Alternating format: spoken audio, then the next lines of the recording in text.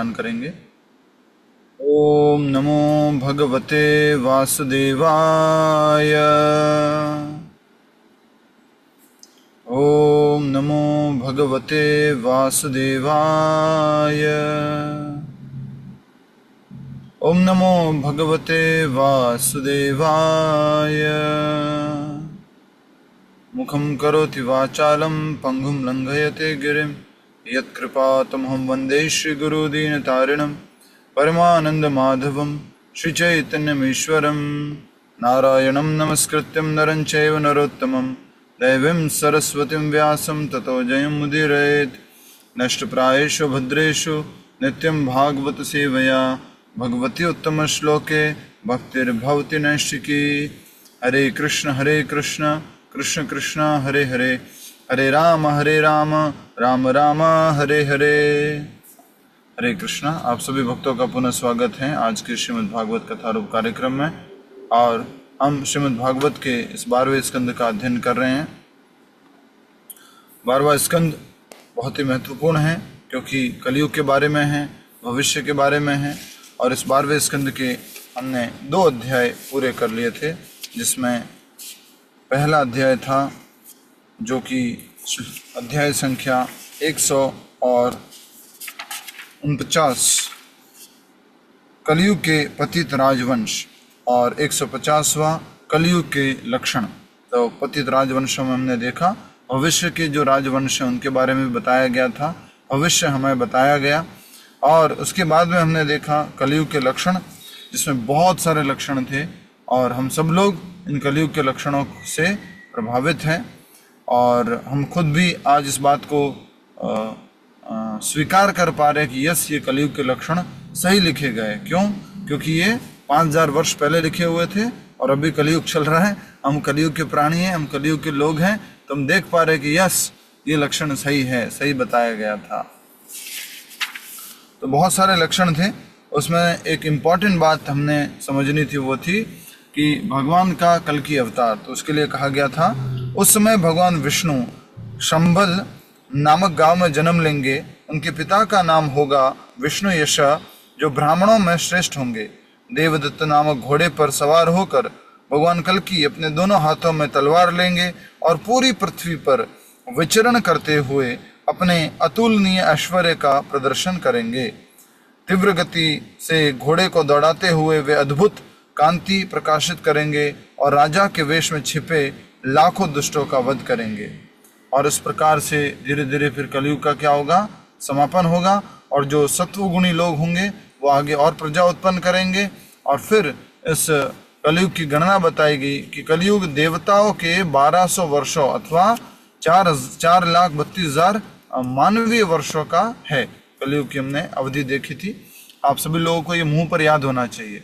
कलयुग की अवधि कितनी है? 4,32,000 वर्ष। द्वापर युग की अवधि कितनी है? 8,64,000 वर्ष। त्रेता युग की अवधि कितनी है? 12,96,000 वर्ष। सतयुग की अवधि कितनी है? 17,28,000 वर्ष। ये कैसे हम याद रखें? ये हम कैसे याद रखें? तो याद रखने का सरल तरीका है, कलयुग की उम्र जो है उसको याद रख लीजिए, 4,32,000 वर्ष। इसको 2 से गुणा करेंगे तो द्वापर युग की, उसको 3 से गुणा करेंगे तो त्रेता युग की, उसको 4 से गुणा करेंगे तो सतयुग की। और सरल तरीका कैसे? कलयुग की उम्र याद है 4,32,000 वर्ष, उसको 2 गुना कर दीजिए, डबल कर दीजिए, 8,64,000 वर्ष त्रेता युग की आ गई। उसमें फिर 4,32,000 वर्ष जोड़ दीजिए, 8,32,000 में 8,64,000 में 4,32,000 वर्ष जोड़ दीजिए तो ये हो गया 12,96,000 वर्ष। तो वो आगे त्रेता युग की, उसमें और 4,32,000 वर्ष जोड़ दीजिए, वो आ जाएगी सतयुग की उम्र 17,28,000 वर्ष। ठीक है। कुछ धर्म के लोग, कुछ धर्म के प्रचारक लोग, आप जानते ही हैं, वो बोलते हैं कि अभी कलयुग है और 5,000 वर्ष बाद वापस कलयुग आएगा। और हर एक युग की अवधि होती है 1250 वर्ष। सतयुग 1250 वर्ष, त्रेता युग 1250 वर्ष, द्वापर युग 1250 वर्ष और कलयुग 1250 वर्ष।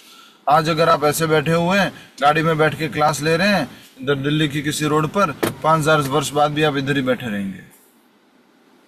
आज किसी ने आपको थप्पड़ मारा है, 5,000 वर्ष बाद आपको फिर से कोई थप्पड़ मारेगा इसी जगह पर।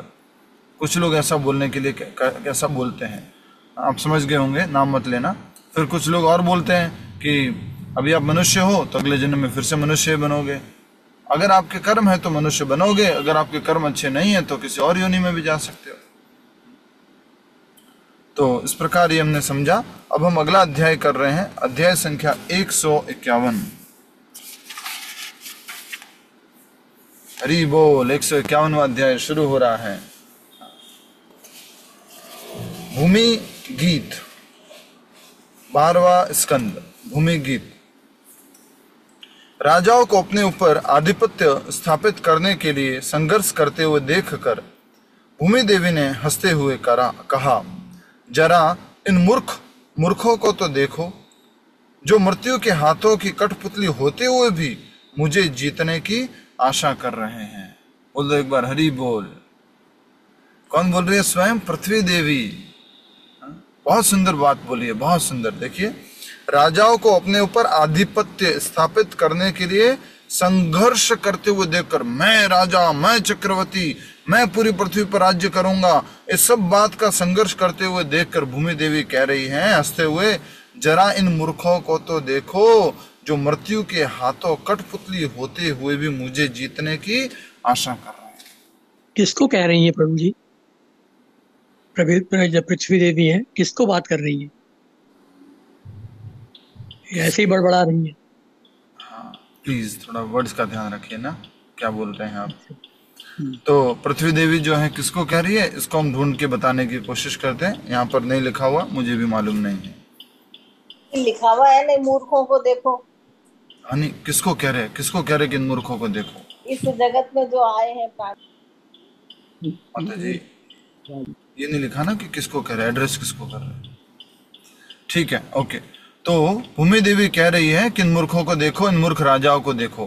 अब कृपया करके, एक और बार हमने आपको बताया था कि हम सब लोग भी राजा हैं, अपने अपने प्रदेश के, अपने अपने जो व्यवसाय है उसके, अपने परिवार के राजा हैं। और यहाँ पर बहुत सुंदर बात हमें समझ में आती है कि हम भी क्या करने की कोशिश करते हैं, अपना राज्य विस्तार करने की कोशिश करते हैं, अपनी जमीनें, अपने घर, अपने व्यवसाय को बहुत बढ़ाने की कोशिश करते हैं। ये भी मेरा, और स्टाम्प ड्यूटी और ये, और स्टाम्प पर लिखवाते, ये देखो ये वाली जमीन मेरे नाम से, ये रजिस्ट्री करवा दी, मेरी है। भूमि देवी हंसती है, तू मेरे ऊपर आधिपत्य जमाने की कोशिश कर रहा है, तू क्या है, मृत्यु के हाथों में तू कठपुतली है और मुझे जीतने की आशा करता है। यहां तक कि सर्वाधिक विद्वान शासकों को काम वासनाओं के कारण विफलताओं और हताशाओं का मुख देखना पड़ा है। जो बड़े बड़े शासक थे, विद्वान शासक थे, वो भी काम वासनाओं के कारण क्या हो गए, विफल हो गए, और फिर हताशाओं का मुख देखना पड़ा, अर्थात सफलता नहीं मिली। काम से उत्तेजित होकर उन्होंने हार्ड मांस के शरीर से अनेक आशाएं रखी, जबकि यह शरीर जल में उठने वाले बुलबुलों के समान क्षणभंगुर है। जल में क्या होता है, बुलबुले आते हैं और आकर के थोड़ी देर रुके, कुछ सेकंड रुके और फट समाप्त। तो हमारा जीवन किसके बराबर बताया गया है, जल में बुलबुलों के समान। पर ये किनकी तुलना में कहें, अगर तुलना करें तो देवी देवताओं के जीवन से तुलना करें या ब्रह्मा जी के जीवन से तुलना करें तो हमारा जीवन बुलबुलों के समान है। लेकिन ब्रह्मा जी का जीवन, ब्रह्मांड का जीवन महाविष्णु के सामने बुलबुलों का समान है। महाविष्णु के सामने उनका जीवन बुलबुलों के समान है। तो ये कहा जा रहा है कि काम से उत्तेजित होकर उन्होंने हार्ड मांस के शरीर से अनेक आशाएं रखी है। यस और नो? हमने इस शरीर से बहुत आशाएं रखी है, इस शरीर से संबंधित जो दूसरे शरीर है उनसे बहुत आशाएं रखी है, और इस शरीर को सुख देने के लिए हमने बहुत आशाएं रखी हुई है, और इस प्रकार बहुत सारी हम इच्छाएं कर रहे हैं। तो क्या कहा है, हमारा जीवन तो बहुत क्या है, क्षणभंगुर। और इसलिए शरीर को क्या बोलते हैं, शर इति शरीरः, जो शर होता रहता है, जो समाप्त होता रहता है, वो शरीर है। हर दिन जब सूर्योदय होता है और सूर्य अस्त होता है, हमारे जीवन का एक दिन हमारे से छीन लिया जाता है। सूर्य क्या करता है, हमारी आयु को हर रहा है। आयुर हरति वरह वही पुंसाहा, हमारे आयु को सूर्य प्रतिदिन हर रहा है। Sun is stealing our life day by day, every day सूर्य हमारे उम्र को हर रहा है। तो ये हमारा जीवन है, क्षण भंगुर है। जो भी 100 वर्षों का, जो भी है 120 वर्षों का, या किसी का आप में से 150 वर्षों का, या किसी का आप में से 160-70 वर्षों का, तो वो भी बुलबुले के समान ही है। ठीक है। सत्ता में बने रहने के लिए राजा अथवा नेता को आत्म अनुशासन की आवश्यकता होती है, और इसके लिए उसे त्याग और तप करना पड़ता है। राजा के 2 लक्षण बताए गए, त्याग और तप। अगर उसको सत्ता में बने रहना है तो ऐसा नहीं कि भोगों में लगा रहेगा, कोई तपस्या नहीं करेगा और राज्य अच्छे से चला देगा और जो प्रजा है उसको हमेशा स्वीकार करेगी, ऐसा नहीं है। तो कहा जा रहा है कि राज्य में बने रहने के लिए, सत्ता में बने रहने के लिए राजा अथवा नेता को आत्म अनुशासन की आवश्यकता होती है। तो हम सब लोगों को भी किसका पालन करना चाहिए? आत्म अनुशासन। और इसके लिए उसे त्याग और तप करना पड़ता है। त्याग और तप। और तप क्या है? तप होता है स्वेच्छा से कुछ न कुछ शरीर को, स्वेच्छा से कुछ न कुछ शरीर को क्या करना? कष्ट देना, इसको बोलते तप। अभी जैसे 2 दिन बाद निर्जला एकादशी आ रही है, सभी लोग ध्यान से सुने कि 6 तारीख को तिथि है एकादशी की, निर्जला एकादशी की, लेकिन इसका उपवास जो है वो 7 तारीख को किया जा रहा है, महाद्वादशी के दिन। ठीक है। तो हो सके अगर आपका शरीर, देखिए मैं एक और बहुत बड़ी बात बोलने जा रहा हूं कि ज्यादातर लोग किसमें इंटरेस्टेड है? व्रत रखने में। व्रत रखना है, व्रत रखना है, व्रत रखना है, व्रत रखना है, व्रत रखना है, क्या नहीं करना है, क्या करना है, क्या पूजा करनी है, क्या पाठ करना है। लेकिन अगर उनसे कहा जाए कि आप व्रत रखो या मत रखो, आप भगवान का नाम जप करो, वो बहुत महत्वपूर्ण है। पूरा निर्जल नहीं रह पा रहे, बिना पानी के नहीं रह पा रहे, बिना फल के नहीं रह पा रहे, बिना जो सागार के, कुट्टू का आटा या राजगिरे का आटा या साबूदाना, इसके अलग अलग जो व्यंजन बनते हैं उसके बिना नहीं रह पा रहे, शरीर में शक्ति नहीं बची है, तो आप ये सब ले लीजिए, भगवान को अर्पण करने के बाद प्रसाद पा लीजिए। लेकिन मुख्य, सबसे मुख्य कार्य क्या है? नाम जप करना। तो निर्जला एकादशी का पालन कैसे करें? क्या करना होता है इस निर्जला एकादशी के दिन? बहुत ही सरल है, जैसे इसका नाम है निर्जला, बिना जल के। तो जल नहीं लेंगे, थोड़ा सा जूस ले लेंगे चलेगा, थोड़ा दूध ले लेंगे चलेगा, या नारियल पानी पी लेंगे वो चलेगा, या मिल्क शेक ले लेंगे, या लस्सी ले लेंगे। कहने का अर्थ है न तो अन्न लेना है, न सागार लेना है, न फलाहार लेना है, न ही दूध आदि वस्तुएं, जूस आदि लेने हैं, और न ही जल लेना है। इसको बोलेंगे निर्जला। साधारणतया सारे उपवास निर्जला ही हुआ करते थे, लेकिन अभी समय के साथ ये उपवास क्या क्या हो गए? सजला। सजला नहीं रहा जा रहा तो सफला, सफला भी नहीं रहा जा रहा तो सदूधा, सजूसा, वो भी हो गया। और वो भी नहीं रहा जा रहा है तो फिर नेक्स्ट लेवल आ गया साबूदाना का टिक्की, साबूदाना का कुछ खीर, वो भी नहीं रहा जा रहा तो कुट्टू के आटे का बढ़िया हलवा, आटे का हलवा और बढ़िया कुट्टू के आटे की पूड़ी, और नेक्स्ट लेवल कुट्टू के आटे का परांठा, कुट्टू के आटे की जो रोटी, और नेक्स्ट लेवल नहीं रहा जा रहा मेरे से तो कुट्टू के आटे का पिज्जा। तो कलयुग में यस, हमारा शरीर साथ नहीं दे रहा है, हम इंद्रियों को वश में नहीं कर पा रहे हैं, लेकिन एक काम तो कीजिए, आप अगर शरीर साथ नहीं दे रहा है और आप नहीं रख पा रहे व्रत उपवास को, तो आप अधिक से अधिक नाम जप कीजिए। कोई कितना भी प्रश्न पूछे, हमारे घर में छोटी बच्ची का जन्म हुआ है, मेरे को अभी 3 महीने की वो बच्ची है, क्या मैं उपवास कर सकती हूँ? या मैं कुंवारी कन्या हूँ, मैं उपवास कर सकती हूँ? या मेरी शादी होने वाली है, मैं उपवास कर सकती हूँ? या मुझे शादी हुए भी 2 महीने 3 महीने हुए, मैं उपवास कर सकती हूँ? मैं उम्र वाली हूँ, मैं उपवास कर सकता हूँ, मैं व्यापारी हूँ, मैं उपवास कर सकता हूँ क्या? मैं छोटा बच्चा हूँ, मैं उपवास कर सकता हूँ क्या? अगर आप सबका शरीर साथ दे सकता है तो आप किसी भी अवस्था में हैं, हर कोई ये उपवास कर सकता है। और इसको बोलते हैं वॉलंटरली एक्सेप्टिंग सम इनकन्वीनियंस। और उससे क्या होगा, हम जो हैं इस शरीर को थोड़ा तपाएंगे, शरीर को थोड़ा सा कष्ट देंगे, जिससे कि हम अधिक नाम जप कर पाए। जो भोजन का समय, जो बनाने का समय, जो खाने का समय, जो इधर उधर समय हम व्यर्थ गंवाते हैं, उस समय को भगवान के नाम जप में लगाना है। यह है निर्जला एकादशी। इस प्रकार समय पालन करना है, अधिक से अधिक नाम जप करना है। आप में से कुछ लोग तो 172 माला करते हैं, कोई लोग 150 माला, कोई लोग 108 माला, कोई लोग 101 माला, कोई लोग 64 माला, कोई लोग 32 माला, कोई लोग 25 माला और कोई लोग 16 माला। और इससे कम हम बोलेंगे नहीं, इतना तो कम से कम करना है, सबको प्रतिदिन करना है 16 माला। कितना भी प्रवचन सुन लो, क्लास में आ जाओ, 16 माला नियम पूर्वक करना है प्रतिदिन। हम बता चुके आपको, आगे वाले क्लासेस में आपका एडमिशन भी नहीं होगा अगर आप 16 माला प्रतिदिन नहीं करते।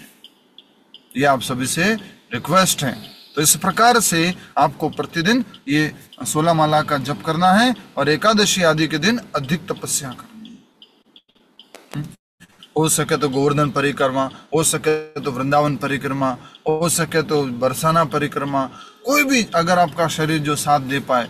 और इस जून के महीने में, इस भरी गर्मी में, पीक सबसे बड़ा जो दिन होता है तापमान का, उस दिन पे बिना जल के रहना बहुत बड़ी तपस्या है। लेकिन आप सबके लिए खुशखबरी यह है कि आपको ये निर्जल एकादशी का व्रत करने के लिए घर से बाहर किसी धूप में बैठ करके उपवास का पालन नहीं करना है। बढ़िया से अपना वोल्टास का, सैमसंग का या हिताची का एसी चला करके आराम से अपने रूम में बैठ करके 16 माला, 32 माला, 64 माला ये जप कर लेना। आपको प्यास भी ज्यादा, ये सब परेशानी भी नहीं लगेगी। थोड़ा हंसी मजाक में बता रहे हैं समझाने के लिए कि अगर आप तपस्या नहीं कर पा रहे हैं तो ये सब मुख्य इन सब में क्या है, नाम जप करना, नाम जप करना। और इस कलयुग में एकमात्र साधन है हरे कृष्ण कृष्ण कृष्ण हरे हरे, हरे राम राम राम हरे हरे। बहुत सारे भक्त लोग ये प्रश्न पूछते हैं कि नाम कौन सा जप करना है। हरे कृष्ण कृष्ण कृष्ण हरे हरे, हरे राम राम राम हरे हरे, ये नाम जप करना है। और उससे पहले पंच तत्व मंत्र बोलना है। हर माला से पहले पंच तत्व मंत्र बोलना है। जय श्री कृष्ण चैतन्य प्रभु नित्यानंद श्री अद्वैत गदाधर श्रीवास आदि गौर भक्त वृंदा। और फिर माला शुरू करनी है, 108 बार पूरा बोल के फिर से पंच तत्व मंत्र बोलना है। जय श्री कृष्ण चैतन्य प्रभु नित्यानंद श्री अद्वैत गदाधर श्रीवास आदि गौर भक्त वृंदा। तो इस प्रकार से एकादशी के व्रत का, उपवास का पालन करना है। और फिर अगर आपके पास कोई समय हो तो एकादशी की कथा पढ़ लेना, विग्रह सेवा पूजा अच्छे से कर लेना। ये सब आप कार्य एकादशी के दिन, निर्जल एकादशी के दिन कर सकते हैं। और मैंने अच्छे से बता दिया है, समझा दिया है कि हर कोई व्यक्ति एकादशी का पालन कर सकता है। सबसे बड़ी कंडीशन कि आपको नाम जप करना है। दूसरा, आपका शरीर जैसे साथ दे, उस लेवल का, उस स्तर का उपवास करें। हो सके तो सब लोग निर्जल, कुछ खाना नहीं और कुछ पीना भी नहीं, ठीक है। और नहीं हो पा रहा तो जल ले लीजिए, फल ले लीजिए, दूध ले लीजिए, ड्राई फ्रूट्स ले लीजिए और इस प्रकार से पालन कर सकते हैं। बहुत महत्वपूर्ण क्या है, नाम जप करना। अब ये नहीं प्रभु जी हमने बिना जल के किया था और इसलिए हम तो जा करके सो गए और कब सुबह हुई मालूम नहीं। आज सुबह 12 बजे सोए थे, अगले दिन सुबह 6 बजे उठ गए और मेरा तो व्रत पूरा हो गया ऑटोमेटिकली। और मैंने बढ़िया उठ करके सीधा बस नहा धो के प्रसाद पा लिया। महत्वपूर्ण है नाम जप, ठीक है। आशा करता हूँ सबको ये समझ में आ गया होगा।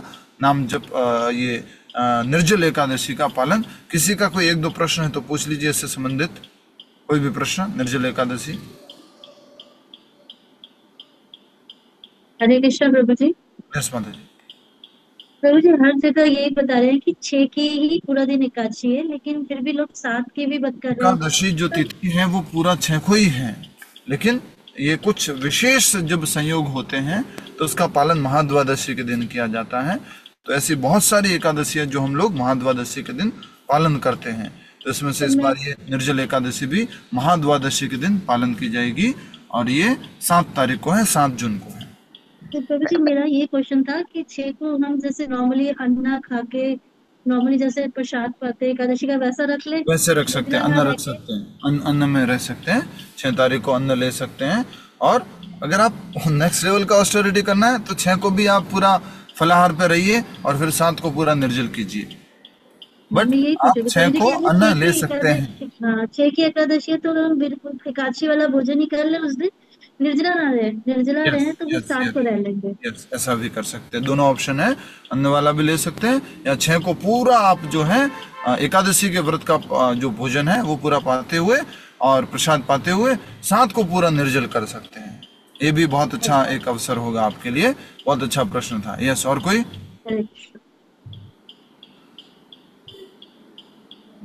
एकादशी से संबंधित, निर्जल एकादशी से संबंधित? प्रभु जी कथा 6 को पढ़े या 7 को? दोनों दिन पढ़ लीजिए। देखिए ये सब इम्पोर्टेंट क्या है? इम्पोर्टेंट नाम जप करना, नाम जप करना इम्पोर्टेंट है।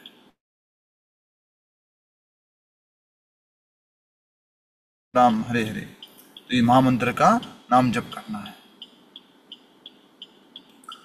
कुछ भक्तों का संदेश आया है कि पिछले 3 वर्षों से लगातार निर्जला कर रहे हैं। इसी क्लास में है, आप कहे तो नाम ले लो जिससे कि बाकी लोग भी मोटिवेट हो जाएंगे। ठीक है, तो कुछ लोग बता रहे हैं, सुमन माता जी कह रहे हैं कि मैं प्रतिवर्ष निर्जला करती हूँ। उसी तरह से और भक्त लोग बता रहे हैं कि वो निर्जला करते हैं, बिना जल के करते हैं। तो आप सब लोग भी निर्जला कोशिश कर सकते हैं। नहीं हो पाया तो 12 बजे तक कर लीजिए, नहीं हो पाया तो शाम को 6 बजे तक कर लीजिए। जैसा भी आपके शरीर अनुमति दे उस प्रकार से आप कीजिएगा। ठीक है, बट कोई ये कहे कि नहीं कोई बात नहीं, पानी पी लो कोई बात, तो उसमें बह मत जाना। अगर हो सके तो पूरा निर्जल कर लेना। ठीक है, हरे कृष्णा। दूसरा एक प्रश्न आता है, क्या हम निर्जला एकादशी के दिन पानी की छबिल लगा सकते हैं, जूस वगैरह का वो जो लगा सकते हैं, प्रसाद बांट सकते हैं क्या? ऐसा कुछ कर सकते हैं। कोशिश करनी है कि हम निर्जला एकादशी के दिन लोगों को ज्ञान दें कि आप नाम जप करो और व्रत का पालन करो। अगर अच्छे से खिलाना पिलाना है ही है, अगर आपको करना ही है, तो आप जो अगले दिन जब व्रत तोड़ते हैं उस दिन 8 तारीख को कर सकते हैं। अच्छा प्रसाद वितरण और जूस वितरण और मैंगो वितरण और खरबूज वितरण और तरबूज वितरण, वो सब अगले दिन कर सकते हैं 8 तारीख को। क्या प्रभु जी जो व्रत नहीं करते हैं उनको आप बांट सकते हैं? यस, बांट सकते हैं, पर हमारा सजेशन है, हम सब भक्त लोग बताते हैं कि आप अगले दिन करें जब व्रत तोड़ रहे हैं हम 8 तारीख को, 8 जून को। ठीक है, ये भी आप लोग ध्यान में रखिएगा और निर्जला एकादशी के दिन अधिक से अधिक नाम जप करने का प्रयास कीजिएगा। यही यहाँ पर बताया गया है कि व्यक्ति को तप करना चाहिए। अगर उसको क्या करना है, समाज में सत्ता में बने रहना है, अपने जीवन को भी अच्छा बनाए रखना है, तो उसको ये तप करना चाहिए। नेक्स्ट, उन्हें अपने मंत्रियों, पार्षदों तथा प्रजा को अपने नियंत्रण में रखने के लिए निरंतर प्रयत्नशील रहना होता है। उनके मन अनेक अपेक्षाओं से भरे होते हैं, यहाँ तक कि वे पूरी पृथ्वी को अपनी मुट्ठी में करने के सपने देखते हैं। यस और नो? इसलिए किसी कंपनी वाले ने अपना एडवर्टाइज भी निकाला था, समझ जाना, कर लो दुनिया मुट्ठी में। समझ गए आप? कर लो दुनिया मुट्ठी में, किसी कंपनी ने अपना टैगलाइन निकाला था। तो हर कोई व्यक्ति क्या चाहता है, सब कुछ मेरे अधीन हो, मैं जहां जाऊं, थोड़ा भक्त लोग है इसलिए बोल रहा हूं, मैं जिस मंदिर जाऊं वहां वीआईपी अरेंजमेंट हो, जहां जिस सिटी में जाऊं, जिस प्रोग्राम में जाऊं, जिस फंक्शन में जाऊं, सब मुझे वेलकम करें, मुझे अलग से मिलने के लिए लोग आए, अलग से मेरे साथ फोटो खिंचवाएं। जिस कथा में जाऊं, जिस धाम में जाऊं, वहां लोग मेरे से मिलने के लिए आइए सर, नमस्कार जी, आइए सर, गुप्ता जी, शर्मा जी, अग्रवाल जी, ये दास जी, स्वामी जी। ये एक तरह से क्या है, स्वामित्व की भावना, मैं स्वामी हूं, मैं मालिक हूं। हम सब क्या हैं, दास हैं। दास भी नहीं, हम क्या है, प्रभुपाद जी बोलते हैं, दास के दास के दास के दास के दास के दास है। बहुत मुश्किल है पालन करना। किसी मंदिर में थोड़ा भीड़ है, वहां पर भीड़ में जाने की कुछ आप कोशिश करो, नहीं, तुरंत फोन करो पंडित जी को, स्वामी जी को फोन करो, सारी व्यवस्था हो जाएगी, सब बढ़िया हो जाएगा। बहुत मुश्किल है पालन करना। तो क्या ऐसा करना चाहिए? कर सकते हैं, पर आपका लक्ष्य मन में, दिल में हमेशा याद रहे कि मैं दास हूं, मैं स्वामी नहीं हूं, मैं मालिक नहीं हूं, और आप नाम जप अधिक से अधिक करें। ठीक है? नहीं तो ये सब चीजें क्या बनेगी नाम जप के अंदर? बाधा। ठीक है। उन्हें अपने मंत्रियों, पार्षदों तथा प्रजा को अपने नियंत्रण में रखने के लिए निरंतर प्रयत्नशील रहना होता है। उनके मन अनेक अपेक्षाओं से भरे होते हैं, यहां तक कि वे पूरी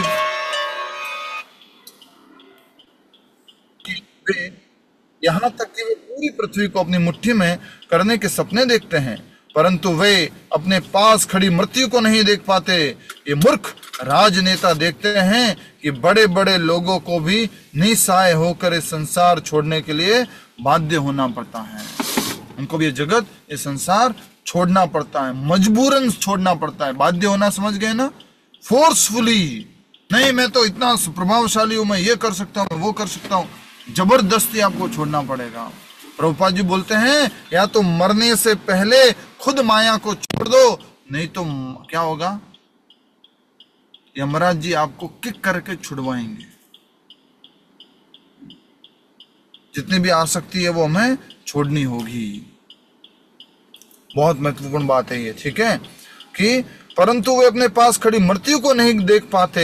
ये मूर्ख राजनेता देखते हैं कि बड़े बड़े लोगों को भी निस्सहाय होकर यह संसार छोड़ने के लिए बाध्य होना पड़ता है, परंतु फिर भी वे मुझे जीतने के लिए एक दूसरे से युद्ध करते हैं। रामावतार जी कौन बोल रहा है? मुझे जीतने के लिए।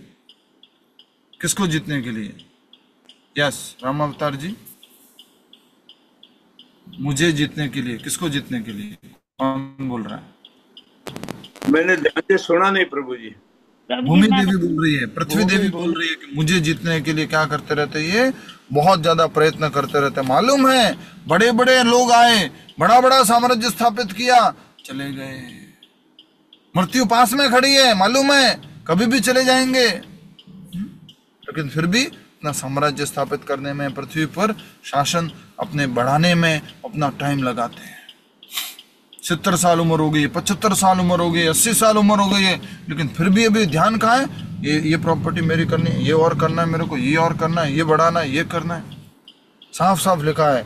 ये मूर्ख राजनेता देखते हैं कि बड़े बड़े लोगों को भी निस्सहाय होकर इस संसार छोड़ने के लिए बाध्य होना पड़ता है, परंतु फिर भी वे मुझे जीतने के लिए एक दूसरे से युद्ध करते हैं। ये मेरा है, ये मेरा है, ये मेरी जगह, ये मेरी जगह है। राज शक्ति की प्यास बुझाने के लिए पिता पुत्रों का और भाई भाई का विरोधी बन जाता है। ऐसे नेता एक दूसरे को चुनौती देते हुए कहते हैं, अरे मूर्ख, यहाँ भूमि मेरी है, तुम्हारी नहीं। इस प्रकार एक दूसरे पर आक्रमण करके वे मर जाते हैं। भाई भाई मरते हैं और पिता पुत्र आपस में लड़ाई कर लेते हैं, और इस प्रकार से उनकी मृत्यु हो जाती है। आपस में लड़कर ही, मेरे ऊपर स्वामित्व जताने के लिए लड़कर ही मर जाते हैं। तो बहुत महत्वपूर्ण बात बताई है कि हमें धीरे धीरे स्वामित्व तो जताना है, मालिक तो बनना है, लेकिन हमें किसका मालिक बनना है? कौन बताएगा आप में से?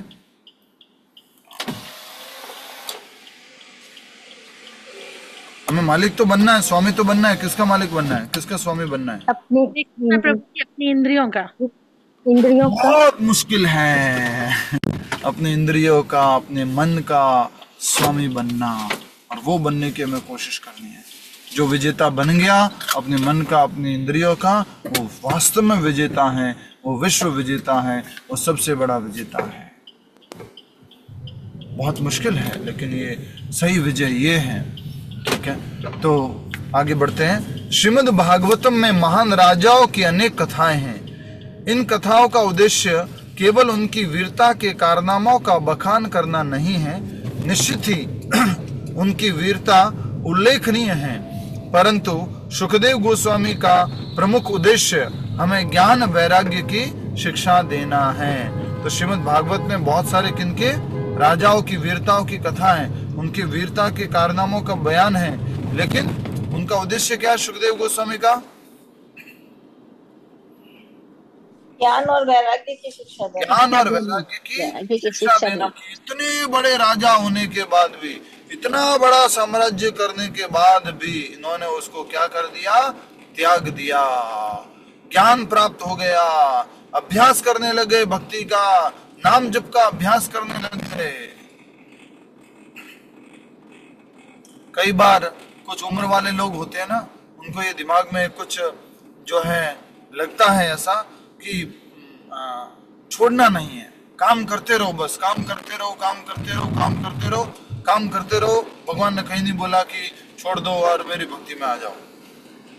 एक उम्र के बाद तो खास करके आपको भौतिक कार्य छोड़ देना है, कार्य करना है, एक्टिव रहना है, पर आध्यात्मिक कार्य करना है। कोई मंदिर में सेवा, कोई गौशाला में सेवा, कोई और आध्यात्मिक सेवा, इस प्रकार से सेवा कार्य में लगना है। सेवा कार्य तो करना है, कार्य तो करना है, लेकिन भौतिक कार्य को धीरे धीरे छोड़ देना है। कुछ लोग सोचते नहीं काम करते रहेंगे, बिजी रहेंगे तो बढ़िया स्वस्थ रहेंगे।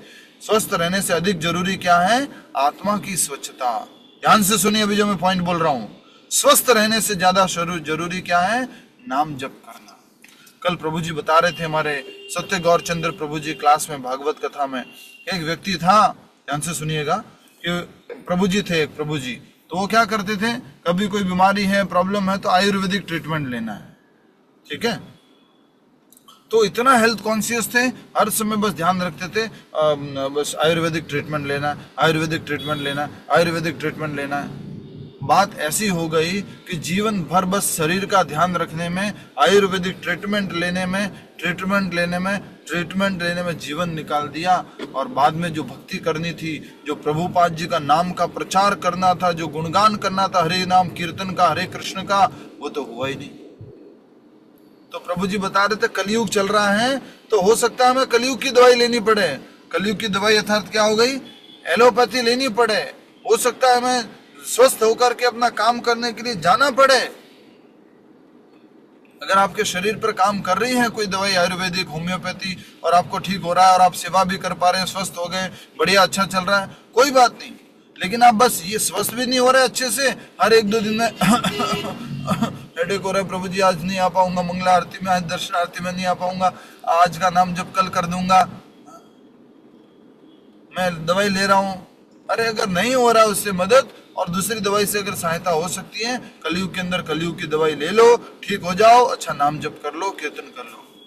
नहीं प्रभु जी, ऐसा होता है कि जो एलोपैथी होती है उसके साइड इफेक्ट होती है, पूरी लाइफ टाइम जो है वो कम हो जाती है। उम्र मान लीजिए मेरी 95 वर्ष की थी तो 94 वर्ष की रह जाएगी, 1 वर्ष कम हो जाएगा। तो प्रभु जी बोल रहे हैं अरे 1 वर्ष कम क्या हो गया, जल्दी मर गए तो क्या हो गया? आपने अधिक नाम जप तो किया, अधिक प्रचार तो किया, कीर्तन तो किया। समझ में आ रहा है आपको? ये बहुत महत्वपूर्ण है, ठीक है। शरीर का ध्यान रखते हुए और फिर हमें अच्छे से नाम जप करना है, भजन करना है और सत्संग करना है। श्रीमद् भागवतम में महान राजाओं की जो कथा बताई गई है, उनका क्या उद्देश्य है? वैराग्य और ज्ञान। अंडरलाइन कर लो। परंतु सुखदेव गोस्वामी का प्रमुख उद्देश्य हमें ज्ञान और वैराग्य की शिक्षा देना है। ज्ञान और वैराग्य की शिक्षा देना है सुखदेव गोस्वामी जी का उद्देश्य। महाराज परीक्षित ने कहा, हे महर्षि, महाराज परीक्षित किससे कह रहे हैं? सुखदेव गोस्वामी जी से, ठीक है। महाराज परीक्षित ने कहा, हे महर्षि, कलयुग के मनुष्य स्वयं को इस युग की गंदगी से दूर कैसे रख सकते हैं? कृपया मुझे इस युग के विशेष गुण भी बताइए। इसके विशेष गुण क्या है? कलयुग के सारे आपने बता दिए, अवगुण तो बता दिए, ये कलयुग के सारे जो क्या कह सकते हैं लक्षण थे वो तो आपने सारे बता दिए। तो प्रश्न, बहुत सुंदर प्रश्न पूछा है। यस, ओम प्रकाश जी, क्या प्रश्न पूछा है सुखदेव गोस्वामी जी ने? सुखदेव गोस्वामी जी ने पूछा है, किसने पूछा है? हरे कृष्ण प्रभु जी। महाराज परीक्षित ने पूछा है, सुखदेव गोस्वामी जी ने पूछा है कि कलयुग में मनुष्य स्वयं को इस युग में गंदगी से कैसे दूर रख सकता है? यस, कलयुग में मनुष्य स्वयं को इस युग की गंदगी से कैसे दूर कर सकता है? कितनी गंदगी है कलयुग में? कितनी गंदगी है? कितनी अनंत है प्रभु जी, बहुत अभी गंदी जो हमने पिछला अध्याय पूरा पढ़ा था उसमें यही सारा का सारा यही बोला गया था। एक और जैसे एक लाइन अभी पढ़ रहा हूँ सीधा, केवल बाह्य प्रतीकों माला तिलक आदि धारण करने वाले व्यक्ति को धार्मिक माना जाएगा, ना के टीला गोलेर माला, यही तो है गोलेर चेला। ये कली का चेला है। पर लोग क्या मानेंगे, ये तो बहुत बड़े स्वामी जी हैं, ये तो बहुत बड़े महाराज हैं, ये तो ये है, बड़ी माला पहनते हैं, बड़ी दाढ़ी रखते हैं, बड़ा तिलक धारण करते हैं। एक लक्षण, इस तरह से बहुत सारे लक्षण हैं जो हमने पढ़े थे। तीर्थ श्लोक को क्या मान लिया जाएगा, मात्र स्नान करने का स्थान। स्नान कर लो तीर्थ स्थान में, बस हो गया काम। प्रभु जी ज्यादा तिलक वाले, ये ज्यादा जो माला जब आप बता रहे हो सही बात है, बहुत सबसे ज्यादा बेईमान यही होते हैं। हम जनरलाइज नहीं करेंगे इस स्टेटमेंट को, बहुत ज्यादा होते हैं प्रभु जी। जो ढोंगी है वो यस बड़ी हाँ, लूट मचा रखी है उन लोगों ने, तिलक लगा लेते हैं। आज ही हमारे काफी लोगों में चर्चा हुई थी यार, एस्कॉन वालों की हमारी कथा है ऋषिकेश में। मैंने कहा उनकी कथा पहले सुनी, वो गुजराती थी, वैसे बैठ नहीं पाए हम, मगर जो उनका जो उद्देश्य होता है हरिनाम कीर्तन का, दूसरा कोई उद्देश्य नहीं होता है, सिर्फ हरिनाम जप हरिनाम जप हरिनाम जप, और इतना बढ़िया होता है जिसकी हद नहीं है। बहुत सुंदर प्रभुपाद जी की हम भी यहाँ कथा सुन रहे हैं तो ये माला रखे, माला करते करते सुनते रहते हैं बस। अच्छा अच्छा, हाँ। तो 16 माला बिना सुनते हुए कर दी है। 16 माला हरे कृष्ण सुनना है और कुछ नहीं सुनना। अभी तो कितनी हो रही है पता ही नहीं है, खूब हो रही जैसे है। मान लीजिए कथा हो रही है, अभी आप लोग कथा सुन रहे हैं और साथ में आपने माला भी पकड़ रखी है, वो नहीं चलेगा। 16 माला डेडिकेटेडली करना है। 16 माला डेडिकेटेडली करना है। दो चीजें एक साथ नहीं सुन सकते, या तो उनकी कथा सुन लेंगे या भगवान का नाम जो आप बोल रहे हैं वो सुन लेंगे। एक ही चीज सुन सकते हैं एक टाइम में। ठीक है बिल्कुल। इसको बोलते हैं अच्छा जाप, क्वालिटी जाप। नहीं तो जानबूझ के हम क्या कर रहे हैं, अपराध कर रहे हैं। नाम जप के प्रति जो 10वां अपराध है, इनअटेंटिव चैंटिंग। हरे कृष्ण प्रभु जी। और अगर लैंग्वेज प्रॉब्लम हो तो नहीं कर सकते हैं, मतलब दूसरे लैंग्वेज में कथा हो रही है, समझ में नहीं आ रही है, बैठे वहां पे मालपुए मिल रहे हैं,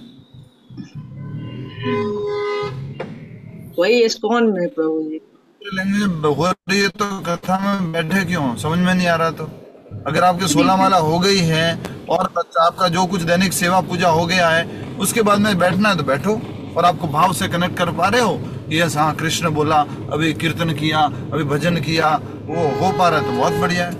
पर ऐसा नहीं कि लैंग्वेज समझ में नहीं आ रही है इसलिए कथा लगा दी और साथ में जो है 16 माला जब कर लिया।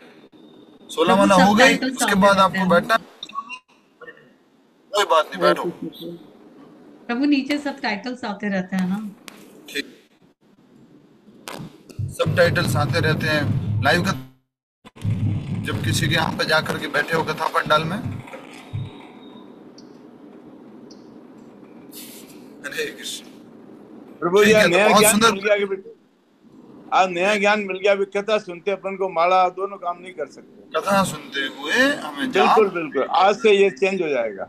नाम अपराध सामने से हो गया, खुद से हो गया। एक तो हो गया कि माला करते करते मन भटकता है, एक हो गया कि जानबूझ के कथा सुन रहे हैं और माला कर रहे हैं। 16 माला हो जाए, कुछ हो जाए, उसके बाद अगर आपको सुनना है, करना है साथ में, कोई बात नहीं। ये बहुत इंपॉर्टेंट प्रिंसिपल है। 10वां नाम अपराध क्या बोलता है? 10वां नाम अपराध, 10th offense to not have complete faith in the chanting of the holy names of the Lord and to maintain material attachment even after understanding so many instructions in this matter. अब जो आगे वाली line है, it is also offensive, ये भी offensive है, ये भी अपराधपूर्ण है। क्या है? To be inattentive while chanting, नाम जप करते समय अपराध है, अटेंटिव। पर क्या अपराध होने से नेगेटिव चला गया, नीचे चला गया? नहीं, समझ रहे हैं आप? कुछ नहीं से कुछ अच्छा। नाम जप में नेगेटिव कुछ नहीं होता है। अरे अरे वो कथा सुनते सुनते नाम जप कर लिया, अब तो ये मेरी सब कुछ जितना आज तक का जप किया वो सब खराब हो गया। नहीं, नाम जप तो खेलते हुए, हंसते हुए, किसी को चिढ़ाते हुए, किसी से बात करते हुए, कैसे भी करते हैं, फायदे वाला ही है, गुण वाला ही है। लेकिन हमें क्या करना है? और अच्छा नाम जप करना है, क्वालिटी नाम जप करना है। प्रभुपाद जी बोलते हैं कि अजामिल ने अपने बेटे को बुलाते हुए नारायण नारायण नारायण बोला, तो भी विष्णुदूत आ गए। तो अगर हम ध्यान पूर्वक नाम जप करेंगे, नारायण को बुलाते हुए नाम जप करेंगे, तो उसका क्या प्रभाव होगा। ये महत्वपूर्ण जानकारी है। जितने भी कथा वाले भक्त लोग, हम जो प्रभुपाद जी के शिष्य हैं, हम लोगों को थोड़ा सा इन मामलों में सीरियस होना है। बाकी लोग कैसे करते हैं, क्या करते हैं, कोई बात नहीं। हम अच्छे से अपनी 16 माला सुबह सुबह कर लिया करेंगे, ऐसे में कोशिश करनी है, ठीक है। तो बहुत ही सुंदर प्रश्न आया है, और ये प्रश्न बहुत महत्वपूर्ण है कि महाराज परीक्षित ने कहा, हे महर्षि, कलयुग के मनुष्य स्वयं को इस युग की गंदगी से दूर कैसे रख सकते हैं? कृपया मुझे इस युग के विशेष गुण भी बताए। ये बोल रहे हैं परीक्षित महाराज। तो सुखदेव गोस्वामी अभी उत्तर देंगे। सभी लोग सुन रहे हैं? अभी इंपॉर्टेंट है इसलिए बोल रहा हूँ। हाथ खड़ा कीजिए, कितने लोग सुन रहे हैं? यस कमेंट करके भेजिए, यस सुन रहे हैं। Yes, good.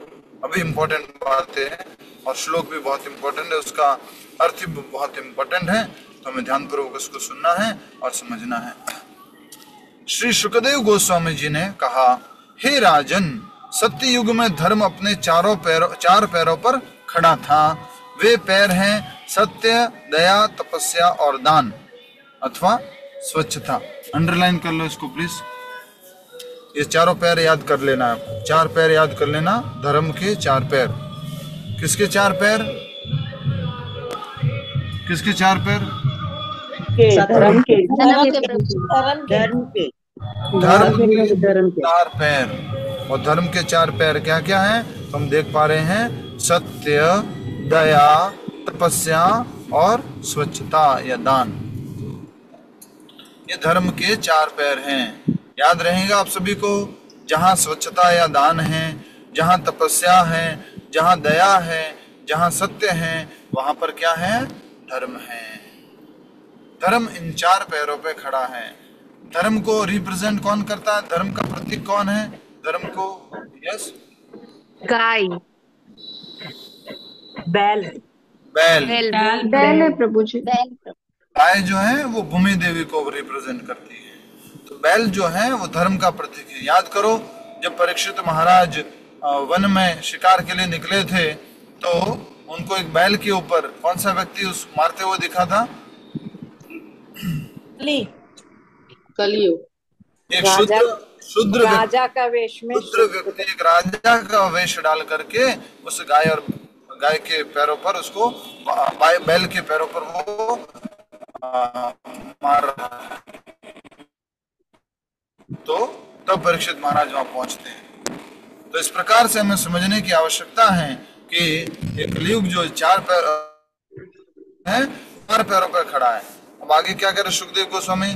सामान्यतया सतयुग के लोग आत्मसंतुष्ट, दयालु, सभी के मित्र, शांत, गंभीर तथा सहनशील होते हैं। वे आध्यात्मिक प्रगति करने के लिए गंभीर प्रयास करते हैं और स्वयं में ही आनंद लेते हैं।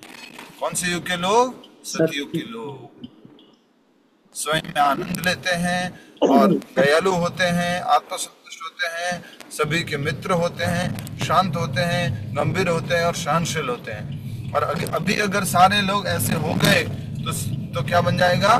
सतयुग बन जाएगा। हरे कृष्णा। नेक्स्ट, और वे स्वयं में आनंद लेते हैं और आध्यात्मिक प्रगति करने के लिए वे क्या करते हैं? गंभीर प्रयास। तो हमारे में से भी अगर कोई ऐसे भक्त लोग हैं जो इस तरह से गंभीर प्रयास करेंगे, तो हम भी कौन से लोग हो जाएंगे? सतयुग के लोग होंगे, सात्विक लोग हो जाएंगे। नेक्स्ट क्या बोल रहे हैं? त्रेता युग में धर्म के चारों पैर छोटे होकर 3/4 तक रह गए। चारों पैर कैसे हो गए? छोटे हो गए, और उसमें से एक पैर तो क्या हो गया? कम हो गया। वो भी देखेंगे क्या कम हुआ है। आप में से किसी भक्त का माइक ऑन है और मुझे उसका नाम लेने के लिए मजबूर मत कीजिए।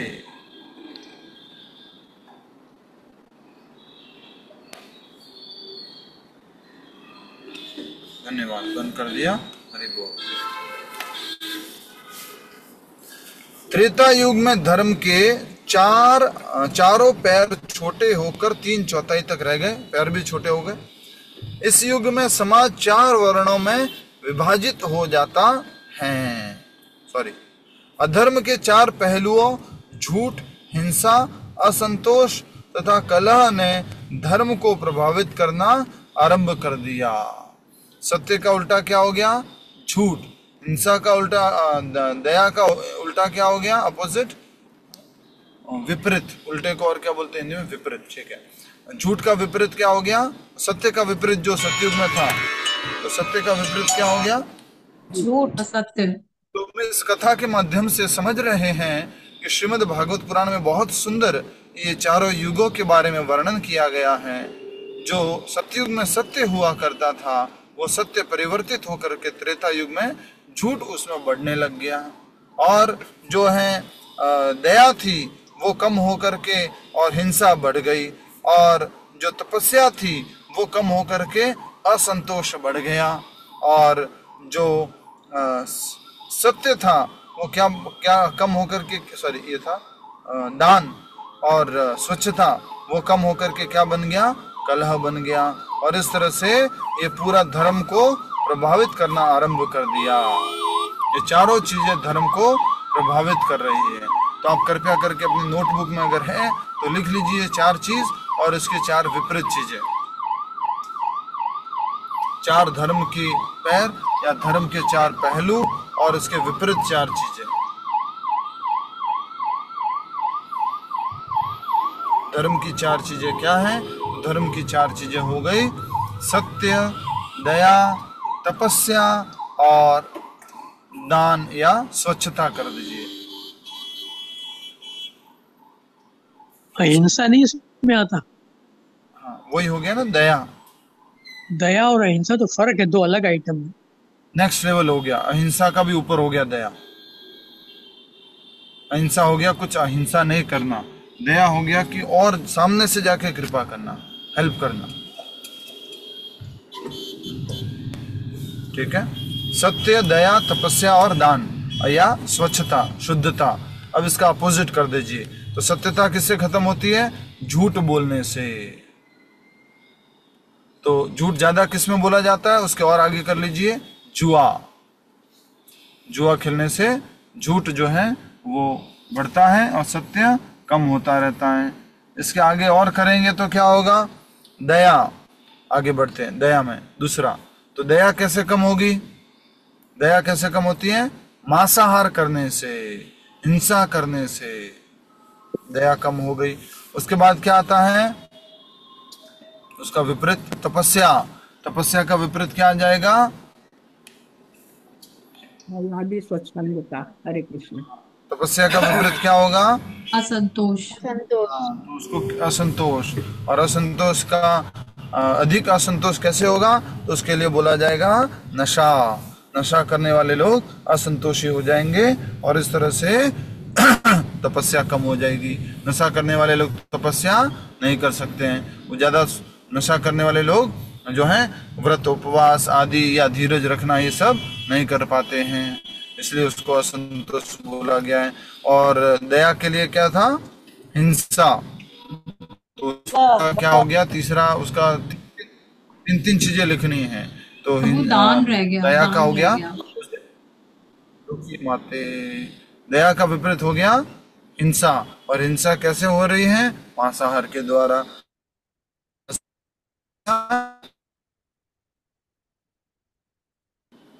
नेटवर्क इशू है प्रभु जी। पवित्रता, प्योरिटी खत्म हो रही है इससे, इल्यूसिव रिलेशन से। यस।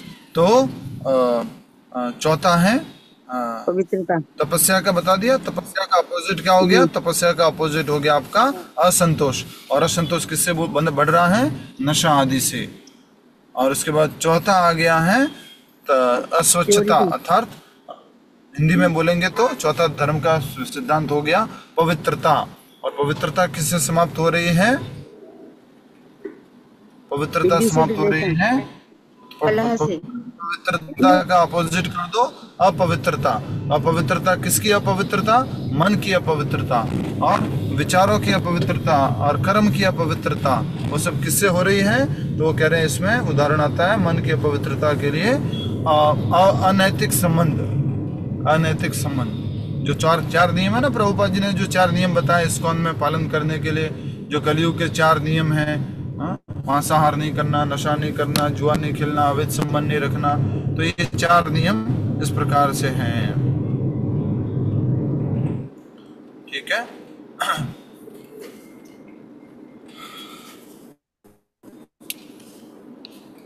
किसी को इसमें कुछ प्रश्न पूछने तो पूछ लीजिए, कोई भी प्रश्न। ये त्रेता युग के लक्षण है। त्रेता युग में ये सब चीजें आना शुरू हो गई। जैसे हम बोलते हैं ना, 25% धर्म कम हो गया और 25% अधर्म आ गया। फिर हम द्वापर युग की बात करते हैं तो बोले 50% धर्म कर्म हो गया, 50% अधर्म आ गया, समझाने के लिए बताते हैं। और कलयुग की बात करते हैं 75% जो है धर्म आ गया, 25% लगभग धर्म रह गया। तो वो जो अंतिम जो थोड़ा बहुत कुछ रहा है, सब गुण थोड़े थोड़े बचे हैं, लेकिन एक गुण जो अधिक मात्रा में थोड़ा सा बचा है वो है सत्यता। ठीक है। किसी और को कोई प्रश्न इससे संबंधित?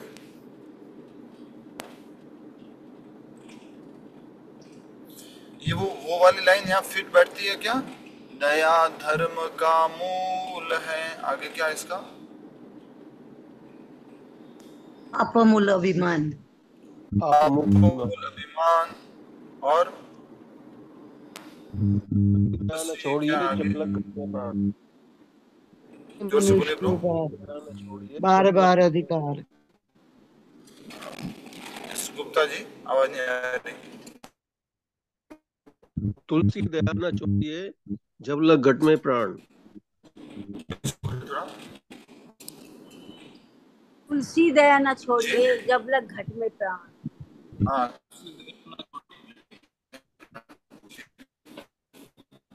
तो अच्छा समझना है हमें इन चारों को।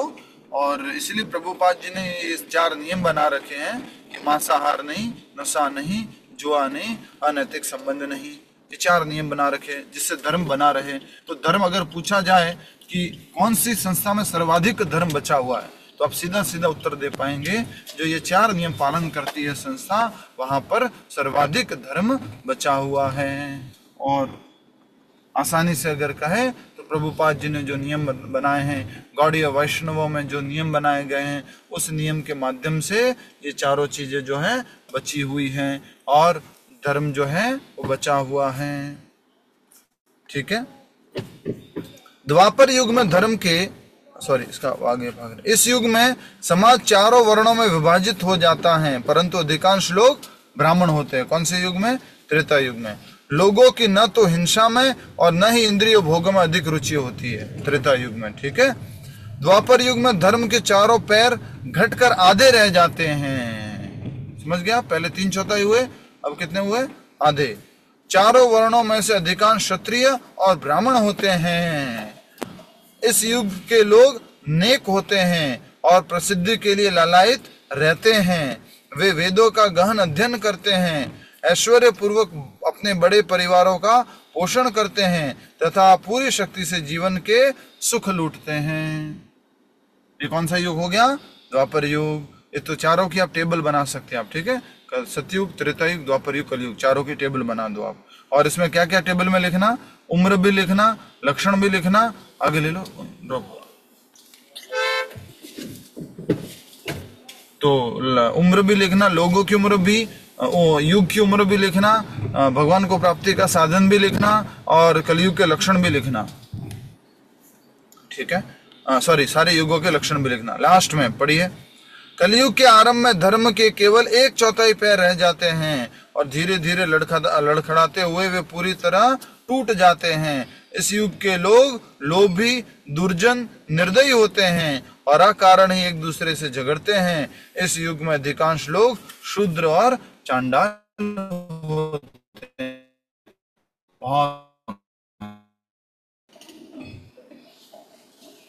हाँ जी प्रभु। यस प्रभु। Network is breaking. ब्रेक हो रही है। आज हम यहीं तक वैसे भी करने वाले हैं जो आदि पुरुष प्रभु जी हैं। ऑफ कर दीजिए।